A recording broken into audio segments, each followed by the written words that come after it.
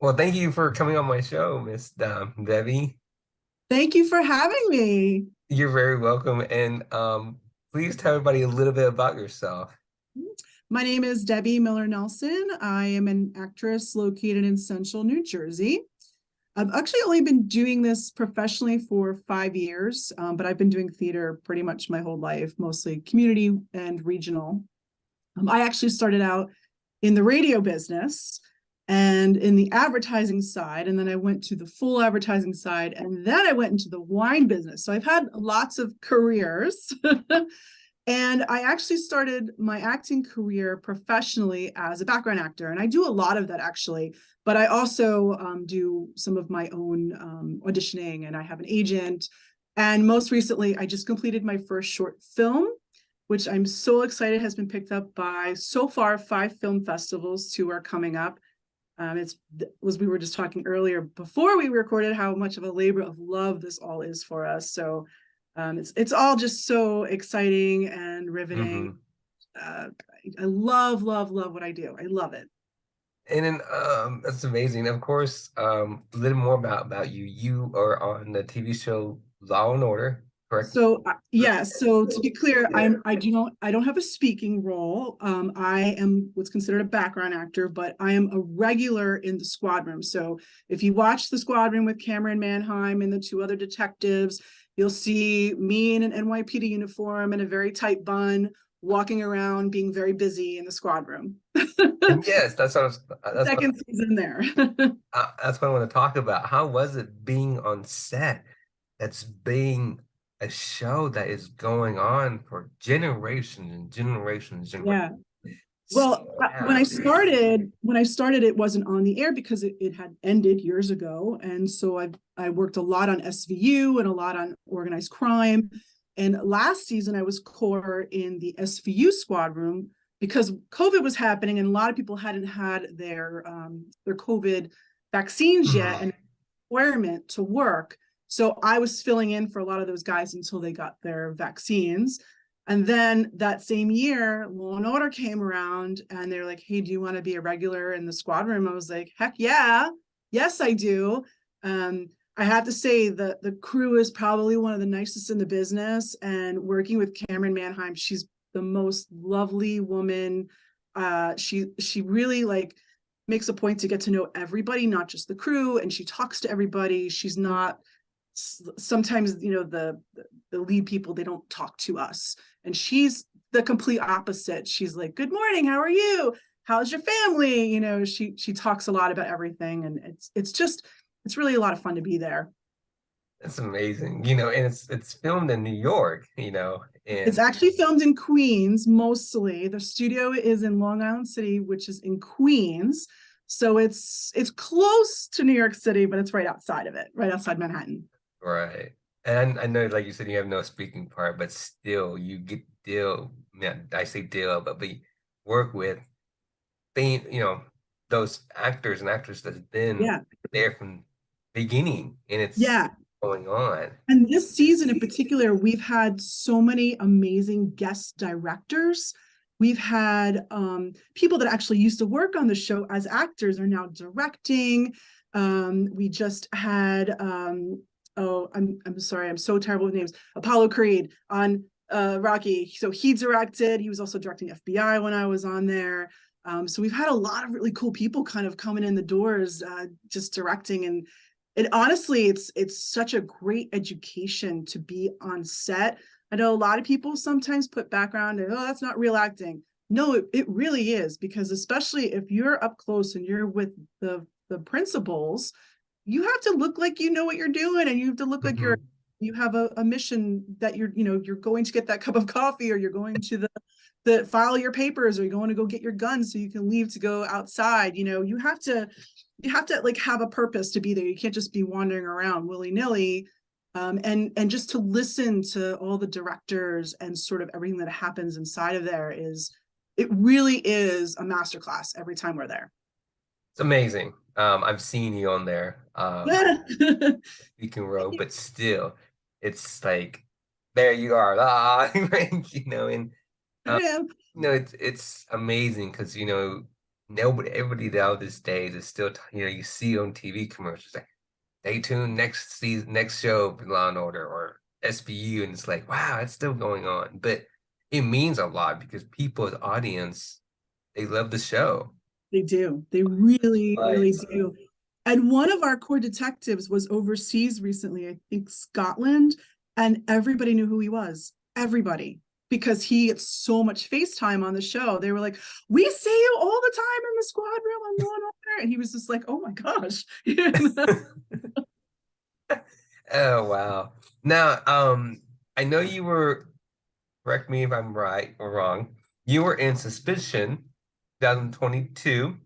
I was. Um, They got cut out. I understand. It's okay, it's okay, but still, you were with Ellis Gable and other couple names, and then you cut out or not. But how was it being on set with those people? So they were all from England, and they were only in town for a few weeks.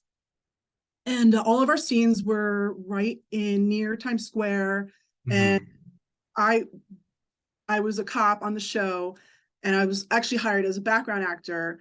And the second time I came back, because we were doing multiple days, the next thing you know, they're picking me out and they're saying, "Come over here and stand on the mark." And they're marking my spot, and I'm looking around at my friends, going, "I'm getting upgraded right now." Right. And they're like, "Yep." They're like, "How would you like to come back as a day player?" And a day player is a speaking role, or it doesn't necessarily have to be. It's somebody who's going to get paid as a principal. So my job was to chase her down the street for literally hours on end for 2 days straight with a full vest, full, bulletproof vest on, and the boots and the jacket. And I literally just ran after her down the street because we recognized her. If you watch the very, very last episode, she's being spotted and she's running. And I'm like, oh, there she is. I'm telling my other colleagues, there she is. And she takes off and I run after her. And then she gets arrested at the end, but they cut out all the middle stuff. And I still got paid for 2 days. Well, it's amazing. It's amazing. Yeah, That's the director was really awesome. He just a nice guy, just a really good guy. right. Sorry that I didn't mute myself. I was sneezing. But so what can you tell me about, you were in Broad City in 2019 as well. And I don't know if you were cut out or not, but still. No, I had the best feature ever. So Abby and Ileana started Broad City. This is their last season. They announced that it was the last season, and I had just got my SAG card. It was my second show with my SAG card, and it was like one of those like 100-degree days, but we're dressed in fall clothes and we're outside downtown. The show is called, the episode, can I curse? Yeah. Called We Work in Ship Bucket. That's the name of the episode. And it's basically Ileana, she's always trying to find a way to make money. And so in this particular episode, she decides to make a WeWork in the middle of Manhattan, outside. And she decides that she's going to recruit people because they're smokers. And nobody likes a smoker, to be around a smoker. But hey, if you're outside with me, you can smoke all you want while you're working the whole time. So she approaches me on the street and she pitches me, and I'm smoking my cigarette. And as she's telling me, I'm thinking, wow, what a great idea. And I smile, and the makeup department put all my teeth like smoking gross. Nobody would talk to me all day because I had to talk like this because my teeth look so disgusting. But it was like the best. And Abby was just amazing director. She kept going, "Debbie, come here, come here, come here, come here. This is what I want you to do." And Ileana, like, she'd be like, "Yes, Debbie, yes." Like, she was just so excited to be on set. Like, they made it so much fun to be there. Just a lot of fun. Amazing. And so have you lived in the East Coast all your life? I'm born and bred in Jersey, Jersey girl. And I worked in New York most of my working life. And I did New Jersey stint for a little bit, but when I left the liquor business and went into the acting world, it's mostly in New York. We now have a lot of studios opening up here in New Jersey, which we're super excited about because it's getting very expensive to commute into New York, and we don't get paid for that. We don't get reimbursed for commuting. So we have a lot of studios. We have one in Jersey City. that's currently there. We have one in Kearney, New Jersey. We have a big one being built down Fort Monmouth, which was a military base. Netflix took it over, so they're doing that. They're building a huge one in Newark. And so we're really excited about all this new opportunity coming in. And we were just talking about this earlier. We think that studios are getting a little nervous because there's so much, there's so much bad behavior going on in New York, and they really don't want to film around it. So they're trying to find other ways to get that New York experience without being in New York. So they're moving to Jersey, which is where they started out. I mean, SVU, their base was in New Jersey before they got the Chelsea Piers space. So yeah, we're so excited to have people coming here and bringing jobs here, which is great. That's the good news about Netflix and Disney. They're building places to help people in Yeah. the film industry. Amazing. Um, so out of out of all the roles you played, which one's your favorite so far? I love and miss Orange is the New Black terribly, because you'd wake up, your hair could be like this, no makeup, you brush your hair, you put on some sweatpants, they give you some scrubs, and you go to work. That's it. That was it. And it was just, you were inside the studio, and just some really cool stuff would always happen on the day. And we just, all the women loved it, because, but not only that, but there's a lot of roles for women, a lot of, all in one place. And so they were always looking for tons of women to come in, and we all collectively miss this show, because it just was a lot of fun to do. It was a lot of fun. Amazing. Are you working on any current project? So as I was saying, I finished a short film that I wrote, directed, starred in myself, and it's making its way around the film festivals. And I was pretty excited to be accepted into 5 of them. I have 2 screenings coming up. One is in Long Island. That is the Point Lookout Film Festival, April 5th in Levittown. And then I have the Hang On to Your Shorts Film Festival, which is in their 10th year. And that's in Asbury Park on May the 7th. And I'm still waiting for a few other ones to pop in. I'm also writing a new short film, which is going to be a much bigger undertaking. And so I'm hoping that going to these short films, I'm going to start meeting other people who film, who know how to use a camera, who knows how to edit, because those are things I really need the help with, because I really want to do a SAG film. I have certain people in mind for these roles, and it's a comedy, and I could see it being episodic, 6 to 12 episodes. It's going to be all from my experience on set. And I'm so excited. I have the first one's almost written. I'm like, what do I do next? What do I do next? So it's just fun to create your own stuff. Right. What do you believe is the most challenging aspect of being an actress? Well, to have a line or 2 lines or 3 lines, you have to go to multiple auditions, jump through hoops, have an agent, have a manager. It's usually pretty hard to just get a 1 line. I mean, I just auditioned for a George Clooney, Brad Pitt movie. It was the first thing my agent got me. It was no lines, 0 lines. And I was like, okay. And it just told me what to do. And I was like, I felt really good about it. I looked disgusting. It was, I can't really say what the role was for, but I didn't get it. And I was okay with it, because it's sometimes just hard enough just getting in front of these casting directors. And so that is a win right there. If you can get in front of a big casting director, it's a win. I ended up standing in for the role. And I saw who got it, and I was like, okay, she's a name. It's fine. Yeah. But it's so hard to just land the audition. And it's just hard to get to that next step for 1 line. I'm always like, I'm background, I'm core. You should just upgrade me. Just give me a line. You know me. Yeah. Right. Well, it's so cool. But It doesn't happen that way. I mean, I totally understand you can't talk about it, but it's still cool with Brad Pitt's film. Oh my gosh, I know. Yeah, it's so cool. What other role would you like to see your character play in? My character or me personally? You yourself. That's why I say yourself, but I say character. Um, I think I am the quintessential cop detective. So or even the inmate. Because if you look at some of the roles, like if you look at, say, even a Chris Maloney, like he played an inmate on Oz, like all those people, they were all inmates on Oz, and then they went on to be detectives. And it's kind of, to me, it's almost the same thing. It's the bad boys, the bad girls. Hmm. So for me, it's not necessarily about having a role. I want to be like Margot Martindale. She is oh, here's my doggy, the quintessential working actress. You may not know her name, but you know her face, and she works constantly. And that's what I want to aspire to be. I just want to be somebody who just works all the time. Amazing.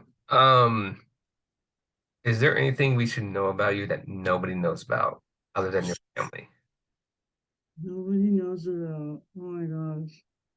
Um, I don't know. I'm kind of an open book. I post everything on social media. Oh, that's a really good question. I don't have an answer for you. I'm so sorry Okay, no, it's okay. It's okay. about that one. Um, do you have any hidden talents? Nobody knows yet. Well, people know that I am I'm a certified wine specialist.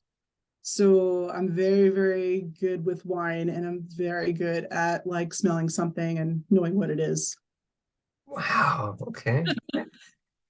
or getting close at least. Right. Where do you see yourself in 5 years? Just being a working actress, just continuing working and making more, creating more films for. Hmm.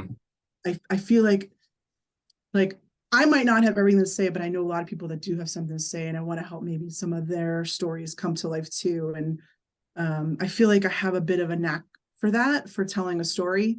And so I just, not just acting, but who knows, maybe there's some directing in my future, but I wouldn't be able to do it the way that everybody else does it, because it's a lot of hours to get there. Right, right. Do you see yourself maybe potentially moving to LA? No. Nope. No. So in my head, there's the LA actors who are pretty, and then you have your New York actors who are character actors. And I'm a character actor, and I belong over here. Right. But you just see yourself flying to LA if you have a role. Yeah, absolutely. I'll travel anywhere. You want me to go to Morocco? I'm there. I'll go there too. Absolutely. No, it's true. The one thing about New York is, for me personally, I'm not a cold weather person. So, None of us are. But we had a very mild winter. We hardly had any snow. oh, surprisingly, New York, you didn't We get had a little today, and it disappeared in a minute. So right, right, right, right. Without giving anything away, what's your favorite dialogue line of any of the show you've done that I've done, or just and in general, in general? I want my $2. That's from Better Off Dead, 1980 John Cusack movie. Okay, okay, okay. Um, the one thing we can talk about is I've noticed the film industry is spreading. You talk about the studios are being built. Like, you look at Texas, Arizona, New Mexico. It's a good example because I had some actors and actresses on my show from New Mexico, and they said they didn't used to have, I could be wrong, but they didn't used to have much film in studios there. And now it's booming, and everybody thought, okay, New York and LA was only the place, right? Chicago. But now it's like you could be anywhere in the States, and if there is a film studio, I've it's traveled to growing. Connecticut, Boston, Philly. We have tons of stuff over here. I know, Hmm. I think for Maine the other day, they were looking for people up in Maine. So yeah, it's everywhere. It's everywhere. It's just Went on to it also depends on the tax incentives. So when the governors offer tax incentives, that's when it starts to boom. When they take them away, like they did in New Jersey under Chris Christie, everything went away. And now with our current governor, it's all coming back because he wants to bring it back. So it really depends on your governor and if they really want the film industry in their state or not. And if they do, they're gonna make a way to, they're gonna find a way to make it happen. And you know the one thing, I hate to talk about politics, but the one thing is, um, I'm just gonna go say it just seems like the Republican government governors don't really support the film industry. That's right. It's because it's all about money and tax incentives, and they don't want to. It's really sad. It's really, Mhm. you look at my state, which is very conservative, which is Mhm. very sad because we have a film industry here, but it's not growing because the governor we have, Money. Yeah, there's no money for them. right? And that's what I'm thinking. If we can grow the film industry in every state almost, you know how much it will help the local actors and local directors and producers. And that's how the film industry can grow. Absolutely. Dave. So I totally agree with you. Yeah, It's just the balloon. it is. Yeah, and I'm sorry to talk about politics there for a minute, but I totally agree with you on that. It's we need to support the film industry. Yeah, and there's jobs too for somebody who just wants to do it for a day or a week, as a non-union person, especially on a film. We had a film filming here about 20 minutes from my house. They're using hundreds and hundreds and hundreds of people. And so if you want to like do a movie, because maybe you have time to do it. Maybe you're a student, maybe you're in college, maybe you're a teacher and your summer's free. There's plenty to do. There's plenty. And you don't 100%. agent, you just be a background actor, or they say extras, but we all call ourselves background actors. hmm And do you have any funny or interesting stories behind the scenes or on set? Yes. So this is probably my favorite story. So it was Halloween, and I was on Orange is the New Black, and I was playing my inmate in whichever block that Navy was, and Andrew McCarthy from 16, not 16 Candles, from Pretty in Pink, Andrew McCarthy, Pretty in Pink, was directing. And I had the most ginormous crush on him when I was a kid. So he's directing, and I'm already like freaking out. Okay. My cheeks are red as anything. And so they decide that they have to have a few people who look like they're in withdrawal from drugs, because it's an episode where the drugs aren't coming into hmm the the, the prison. So they pick me and pick a couple other people out, and they made me look like uber disgusting. Like my hair looks like it's soaking wet, and they put gelatin in my hair and all over my face, and I just look like I'm sweaty and gross. So here we go onto set, and Angie McCarthy looks right at me and goes, "Her." And I'm like, "What did I do?" And now I'm starting to like blush. So, and everybody's laughing at me because they know like I have this ginormous crush on him. And there's easily like 60 girls in the filming. And so he says, "Okay, so I want this other girl. She's going to come over here. She's going to scratch your back because when you're in withdrawal, you're itchy. And I'm going to tell you where to look, and then we'll roll." So okay, so action, and she starts doing it, and I'm looking where he's telling me to look. He goes, "No, no, no, no." He comes over and he's excuse me to the other woman, and he comes behind me and he starts scratching my back the way that and I am just like, "Oh my God, Andrew McCarthy is now touching me." And so he goes back over and he goes, "Let's do it one more time." And action, same thing. He goes, "No, no, no, no, no." He comes back over and now he's scratching my back, showing, I'm like, and I am like about to cry. And everybody just starts busting out laughing because my cheeks were probably as like red as a tomato. And then at the end, of course, he was like, "Great job." It's just the schoolgirl crush came true. And when was this? That was about 5 years ago, the second to last season of Orange is the New Black. Wow. on a Halloween. On a Halloween. And I left the studio looking that disgusting because it was Halloween. I had nothing to clean myself with, so I just left and went home that way. It is just wow, amazing. That is really, really funny. So, a little bit more about you, and is that you said you were in a bar, and did someone come to you and say, Debbie, you should be an actress. You'd be good at that. Or is that a passion all your life? What? Yeah, I actually have a theater arts from Rutgers, a BA. I actually, well, as a young person, I started out dancing, ballet, tap, jazz, and I competed with a team through high school up until college. And in college, I continued it. But you do like your high school theater. But I was a shy kid. I was really, really, really shy, and it was only on stage when I was dancing that I would actually be excited to do something, and my whole personality would come out. And then off stage I was so shy.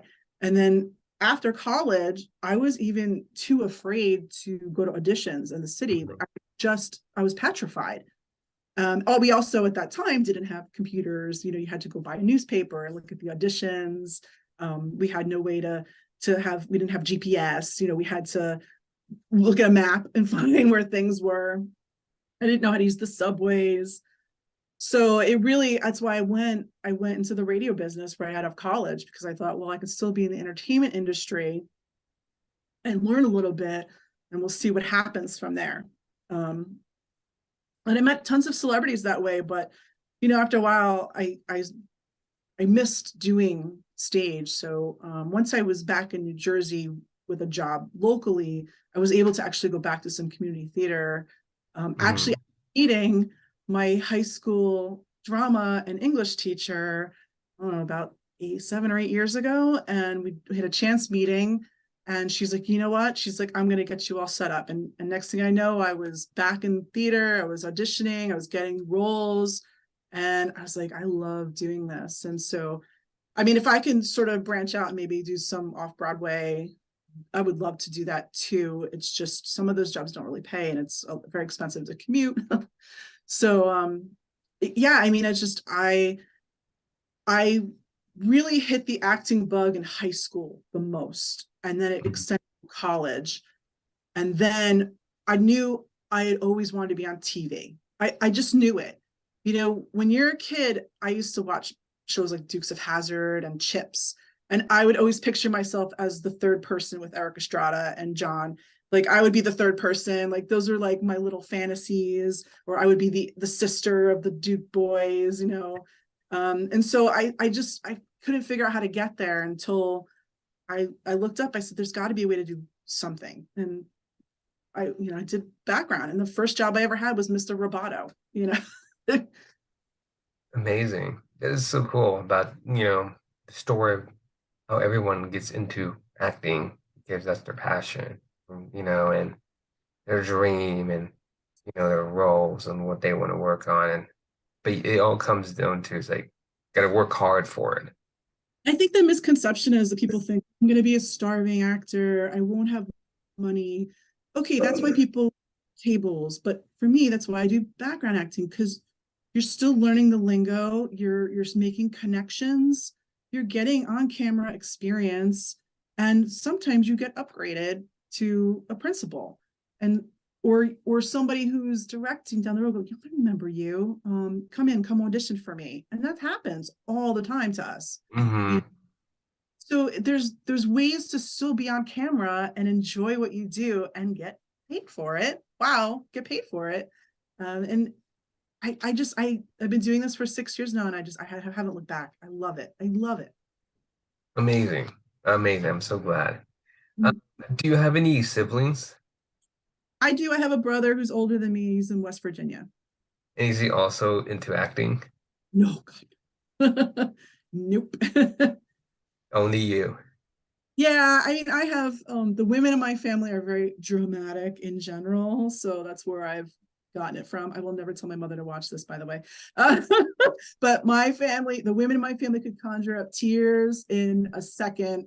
just to get you to do what they want to do. So I've learned from the best. Your family is a drama family. Yeah. They're dramatic. They're not drama family. They're dramatic. Dramatic. Yeah. They're both the same, right? Everything is a crisis. Everything is, oh, yeah. It's basically the same drama, dramatic. I don't know. It's just And if you have an Italian mother or a Jewish mother, it's all the same. you experienced it. Yes. So you learned. So curious question, since you talk about your family during dramatic, have they seen you on Law and Order and SVU? Oh my gosh, my mother, like they have like she has people over. There she is, there she is. And they have to rewind it and watch it again. Yeah, she gets so excited, or you can always tell when something comes on that I got really, really featured on because my phone will blow up and I'll be like, what happened? What's going on? Oh, I was just on some show. Oh, okay, I didn't know that was airing tonight. Yeah, it's pretty exciting, or people just like pop pictures on my social media, like, oh, look who I just spotted in Manifest. Look who I just saw on SVU. Like, okay. That's still cool. The family supporting you and everything. Yeah, yeah. Yeah, amazing. Well, I can't wait for more projects for you to do, and and it's just all the more episodes of you being on Law and Order. So Well, we only have 6 more weeks after this week of filming for the season, and then they're on hiatus until August, I think. So we have lots of movies coming in that are, as we should say, Marvel and DC movies that are popping in, and I've got a couple things going on them. So there's a lot of fun stuff hitting our way for the spring and summer. We've got a musical movie here, a lot of big talent in town. Exciting. can't wait. I'm excited. Excited for you and of course the rest of everybody else in New York and New Jersey. So, but thank you. It's been an Thank honor you. for coming on my show, and I can't wait for you to come on again on my show, and we can talk more about your work and about your film and about your shows. Thank you so much. I really appreciate it. Yeah, like I said, my show airs Monday and Friday, 9 a.m. Pacific time on Roku TV, and um, stay tuned and watch it and have your friends and family watch it. And but of course, I definitely can't wait to have you back. I love to be back. Thanks so much. Thank you, and you have a good day. You too. All right, bye-bye. Bye.